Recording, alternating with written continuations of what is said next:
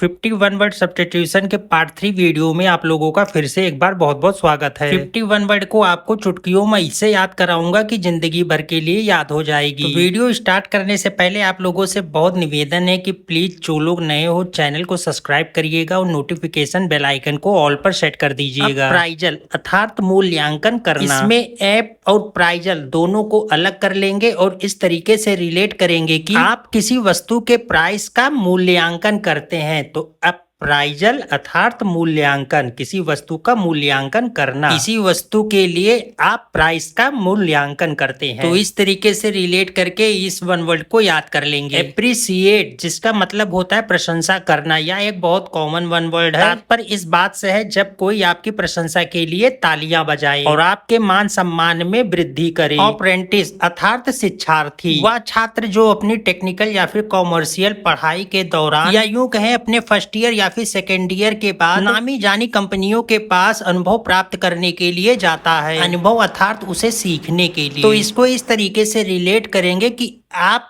Parent से इस बारे में डिस्कस जरूर करते हो। जब कोई नई संस्थान आप ज्वाइन करते हो तो आप अपने माता पिता यानी पेरेंट से पूछते हो ना कि एवं ही अपने मन से ही अपनी डिसीजन लेते हो। तो यहीं से हम लोग रिलेट करेंगे कि आप अप्रेंटिस अर्थात आप पेरेंट से किसी कंपनी में अनुभव प्राप्त करने के बारे में डिस्कशन करते हो, अर्थात शिक्षार्थी बनने के बारे में डिस्कशन। ओके, एक्वा एक रूट शब्द है जिसका मतलब होता है पानी, और पानी में मछलियों का घर होता है। तो इस तरीके से हम लोग रिलेट करेंगे एक्वेरियम अर्थात मछलियों का घर। अरेबल अर्थात कृषि करने या कोई फसल जो उगाने योग्य हो, और इसको इस तरीके से रिलेट करेंगे कि अरेबल अर्थात हरा भरा, एरा अर्थात हरा और बल मतलब भरा, हरा भरा, और हरा भरा को रिलेट करेंगे फसल से। तो अरेबल अर्थात हरा भरा फसल यानी कृषि करने योग्य। तो इसको इस तरीके से हम लोग रिलेट कर ले जाएंगे। आर्बिट्रेरी अर्थात मनमानी करना या केवल अपनी वाली ही चलाना। इसको इस तरीके से रिलेट करेंगे कि एक कोई व्यक्ति है और वह अरबी भाषा अर्थात अरबी को उल्टा सीधा अर्थात अपने मनमाने ढंग से बोलता है, अर्थात अरबी तेरी मनमानी है। ऐसे करके हम लोग रिलेट करेंगे अरबी तेरी मनमानी है। आर्बिट्रेटर बहुत ही कॉमन वन वर्ड है जिसका मतलब होता है कि कोई बीच बचाव करने वाला व्यक्ति अर्थात मध्यस्थता करवाने वाला व्यक्ति। रिलेट करना चाहे तो इसको इस तरीके से रिलेट करेंगे कि दो ट्रेटर अर्थात धोखेबाज, तो दो ट्रेटर के बीच समझौता कराने वाला कोई व्यक्ति। अर्चिपेलागो अर्थात द्वीपों का समूह, इसको इस तरीके से रिलेट करेंगे कि कोई अर्ची यानी अर्चना,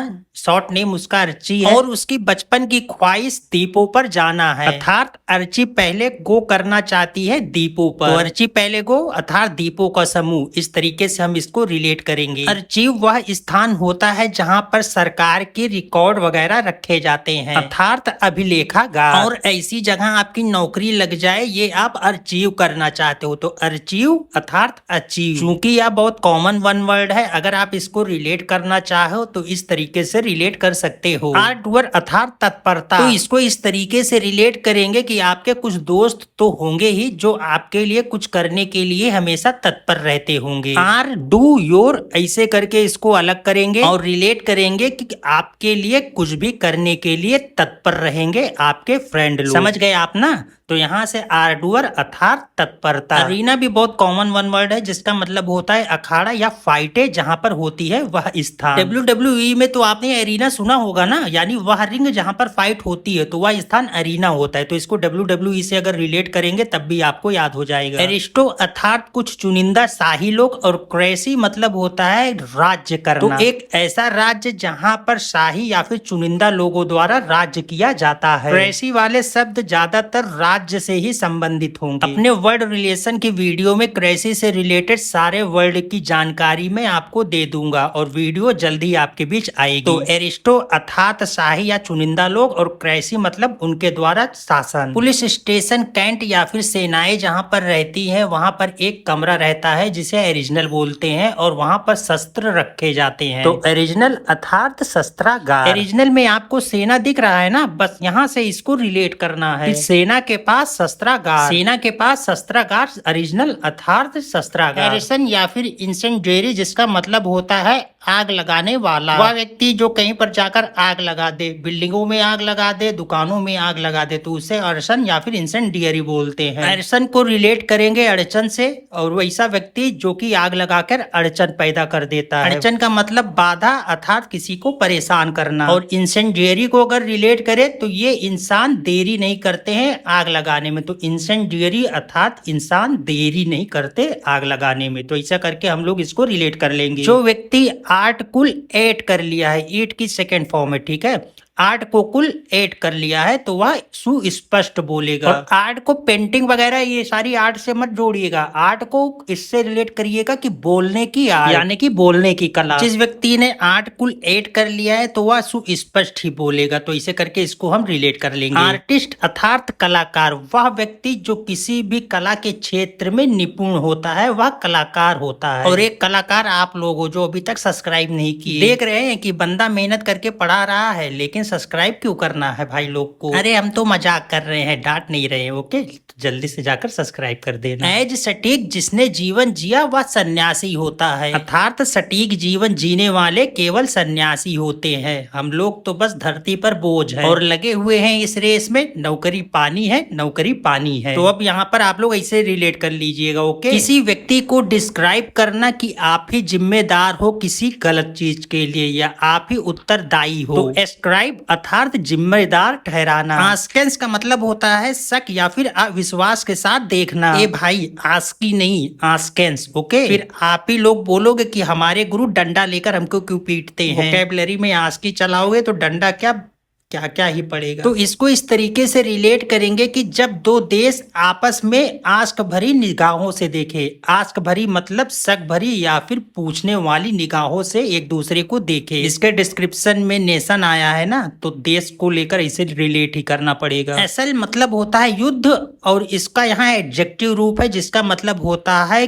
कि युद्धकारी या फिर आक्रमणकारी या फिर कोई सैमड़ जो बात बात पर गुस्सा होता है और किसी को पीट देता है। तो इसको इस तरीके से रिलेट करेंगे कि असल में युद्ध हुआ था, तो असल को लेंगे और असल में युद्ध हुआ तो ऐसे करके हम लोग इसको रिलेट करेंगे या फिर रिदम करेंगे। राजनैतिक कारणों की वजह से अगर कोई ने किसी की हत्या कर दी तो वह असैसिन्स होता है। चूंकि यह बहुत कॉमन वन वर्ड है जो कि आपको आराम से याद हो जाएगा। एसेंट मतलब सहमत होना या हाँ के जेस्चर में सर हिलाना। एसेटिव का मतलब होता है कि दृढ़ होकर कोई बात कहना, जिसको आप दबंग या फिर हठ धर्मी भी बोल सकते हो। इंग्लिश ग्रामर में एसेटिव सेंटेंस के तो आपने पढ़ा ही होगा, जहाँ पर वाक्य घोषणा करता हुआ या फिर दृढ़ विश्वास को दिखाता है। या फिर ऐसे रिलेट करेंगे कि जो दबंग लोग होते हैं ए शर्त बहुत लगाते हैं, तो दबंग ए शर्त। तो यहाँ दो तरीके से आप लोग रिलेट कर सकते हैं, जो मन हो आप रिलेट कर लीजिएगा। टीवी के एडवर्टाइज में और यूट्यूब वीडियो के हर एडवर्टाइज में आपको एस्ट्रोलॉजर तो दिख ही जाएंगे। और एस्ट्रोलॉजर वह व्यक्ति होता है जो तारों के माध्यम से आपका भविष्य बताए। चूंकि यह बहुत कॉमन वन वर्ड है जो कि आपको आराम से याद हो जाएगा। इसकी स्पेलिंग बहुत पूछी गई है एग्जाम में, तो इसको आप लोग बहुत ध्यान से देखिएगा। तो एस्ट्रोनॉट का मतलब होता है अंतरिक्ष यात्री, इसका केवल आप इंग्लिश देखिएगा,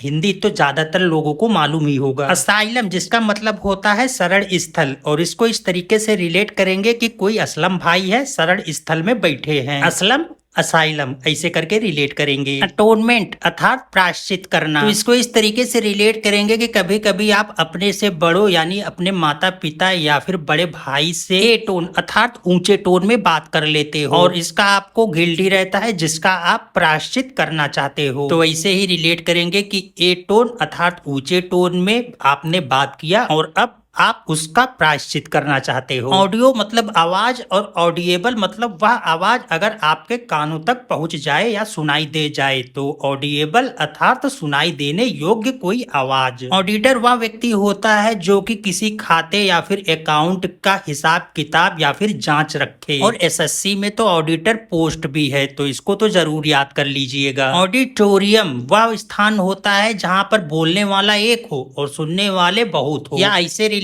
करेंगे कि ऑडियंस वाली सीट, ऑडिटोरियम अर्थात सभागार या फिर जहां पर ऑडियंस लोग बैठे, ऑडियंस वाली सीट अर्थात ऑडिटोरियम। ऑस्टेरी मतलब सख्त या फिर कठोर, और इसका प्रोनाउंसिएशन हम ऐसा क्यों कर रहे हैं ये अभी आपको बताते हैं। क्योंकि ऑस्टेरी और स्त्री दोनों सुनने में लगभग सेम ही लग रहा है, और स्त्रियां कठोर या फिर सख्त भावनाओं वाली होती हैं। एक बार तो पुरुष लोग दिल से पिघल जाते हैं, लेकिन ये स्त्रियां अपनी बात पर अड़ी रहती है। तो ऑस्टेरी को हम लोग रिलेट करेंगे स्त्री से, और स्त्रियां कठोर या फिर सख्त होती है। और एस्टेयर को स्त्री से इसलिए रिलेट करा रहे हैं क्योंकि आगे के लेटर में भी आपको स्त्री ऐसे करके कुछ शब्द मिलेंगे जो कि स्त्रियों की प्रशंसा करते हुए नजर आएंगे, जैसे कि स्त्रियां परिश्रमी होती है, स्त्रियां कठोर होती है, स्त्रियां कट्टू बोलती हैं, जैसे कि स्ट्रेनुअस अर्थात परिश्रमी। और इसीलिए एस्टेयर को स्त्री से रिलेट कराया, क्योंकि एस्टेयर जैसे स्त्री सुनाई देने वाले शब्द अगर एग्जाम में आए तो आपके दिमाग में तुरंत यह आ जाए कि स्त्रियां परिश्रमी होती हैं, स्त्रियां कठोर होती है भावनाओं में।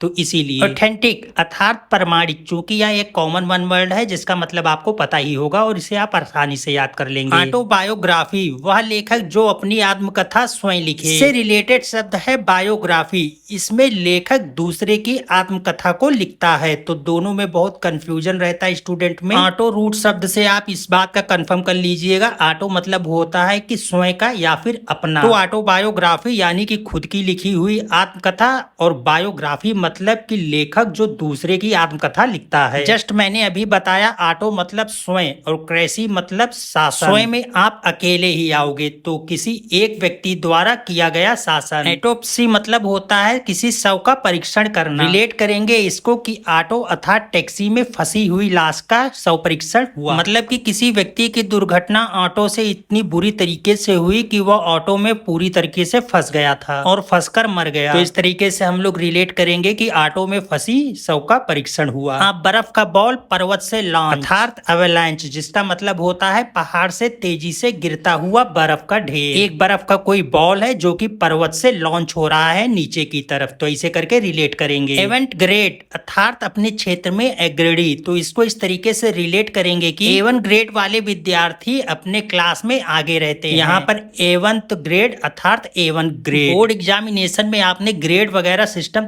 सुना ही होगा, तो ऐसे इन दोनों को रिलेट करके हम लोग याद कर लेंगे। अब बारिश पैसों की, तो एवेरिस अर्थात पैसों का लालची, यानी वह व्यक्ति जिसे पैसों के अलावा और कुछ न दिखाई दे। तो इसको इसी तरीके से रिलेट करेंगे कि अब बारिश पैसों की अर्थात एवेरिस पैसों का लालची। चूंकि यहाँ पर एव शब्द पक्षियों के लिए यूज होता है, तो एवेरी अर्थात पक्षियों का घर, इसको आप लोग आराम से रिलेट कर जाएंगे। एविडिटी अर्थात उत्सुक, जब किसी व्यक्ति का उत्साह और रुचि एकदम चरम सीमा तक पहुंच जाए। इसको इस तरीके से रिलेट करेंगे कि पिक्चर में जो महिला दिख रही है वो गिफ्ट के लिए बहुत ज्यादा उत्सुक है और बार बार पूछ रही है कि कब दोगे गिफ्ट, और सामने खड़ा व्यक्ति बोल रहा है अभी देता हूँ, अभी देता हूँ, अभी देता हूँ। तो एविडिटी अर्थात अभी देता हूँ, तो इसको इसी तरीके से रिलेट करेंगे कि अभी देता हूँ गिफ्ट, उत्सुक मत हो, अभी देता हूँ गिफ्ट, उत्सुक मत हो। एग्जाम 4 मिशन जो कि अभी हाल में लॉन्च हुआ, और इसकी लॉन्चिंग में लाखों रूल और प्रिंसिपल लगे हुए थे। रूल या प्रिंसिपल अर्थात सिद्धांत लगे हुए थे। एग्जियोम जिसका मतलब होता है सिद्धांत, और यह एक बहुत कॉमन वन वर्ड है जो कि आपको आराम से याद हो जाए। और अगर आपको रिलेट करने की जरूरत पड़े तो हमने तो बता ही दिया। बैचलर वह व्यक्ति होता है जिसकी अभी तक शादी ना हुई हो। बैचलर, रिक्लूस, हेर्मिट, एसेटिक, इन सब में स्टूडेंट काफी कंफ्यूजन में रहते हैं, और उनके कंफ्यूजन वीडियो के माध्यम से मैं जल्दी ही दूर कर दूंगा। बेकरी वह स्थान होता है जहां पर केक, रोटी, बिस्किट आदि बनाई जाती है। तो बेकरी अर्थात वह स्थान जहां पर रोटी या केक बनाए जाते हैं। और यह एक ऐसा कॉमन वन वर्ड है जिसमें ट्रिक की जरूरत ही नहीं। बाल्ड मतलब गंजा, तो इसको इस तरीके से रिलेट करेंगे कि केवल बोलने में ही बाल्ड है, बाकी गंजा ही है। तो बाल्ड इसका उल्टा गंजा, बाल है गंजा है, बाल है गंजा है, तो ऐसे करके इसको रिलेट कर लेंगे। बाल्डर डैश जिसका मतलब होता है कि बेतुका बोलना या फिर लिखना, बिन सर पैर की बातें करना और वैसा ही एकदम लिखना कि उस बात का कोई मतलब ही ना हो। तो बाल्डरडैश का मतलब होता है बेतुका बोलना या फिर लिखना। और इसको इस तरीके से रिलेट करेंगे कि बाल अर्थात बच्चे डर के मारे पता नहीं क्या क्या बेतुकी चीज बोलते हैं, या फिर बाल या फिर बच्चों को जब पढ़ाने बैठो तो जब उनको डांटो तो पता नहीं क्या बेतुकी चीजें लिखते हैं। तो इस तरीके से करके हम लोग इसको रिलेट कर जाएंगे। गेहूं की बालियों का गठरी बना देना, तो यहाँ पर बैल अर्थात गेहूं की बालियां और उसकी गठरी, इसको रिदम से ही आप याद करिए कि गेहूं की बालियों की गठरी, गेहूं की बालियों की गठरी। बाला बाला बाला शैतान का साला अक्षय कुमार का बहुत फेमस सॉन्ग था। तो कोई ऐसी कविता जो कि सॉन्ग के रूप में गाई जाए उसे इंग्लिश में बैलेड बोलते हैं। और बैलेड रीजनल या फिर क्लासिकल डांस या फिर सॉन्ग का भी होता है। बंदिया अर्थात जीएफ कोई भी घटना एकदम विस्तार के साथ बताती है, यहाँ तक कि उनके साथ एक दिन में क्या हुआ एक एक चीज आपको एकदम विस्तार से बताएंगी। है कोई जीएफ?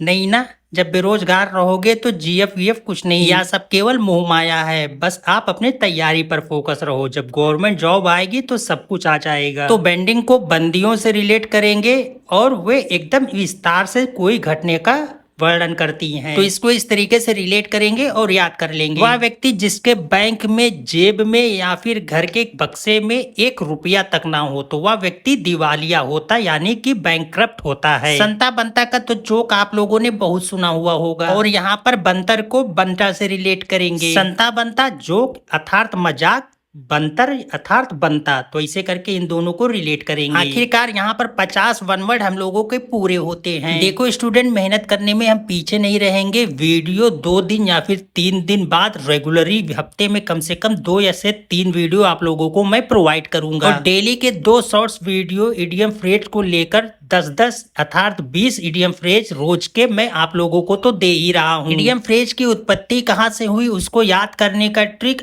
आदि के बारे में अगर जानकारी चाहिए तो शॉर्ट्स वीडियो पर जल्दी से जाकर देखें। और अगर वीडियो पसंद आई हो, समझाने का तरीका अच्छा लगा हो, ट्रिक अच्छी लगी हो तो जल्दी से हमारे चैनल को सब्सक्राइब करिए और नोटिफिकेशन बेल आइकन को ऑल पे सेट करिए और अपने दोस्त लोगों के पास शेयर करना मत भूलिएगा। तो आप लोगों से लेते हैं विदा। जय हिंद, जय भारत।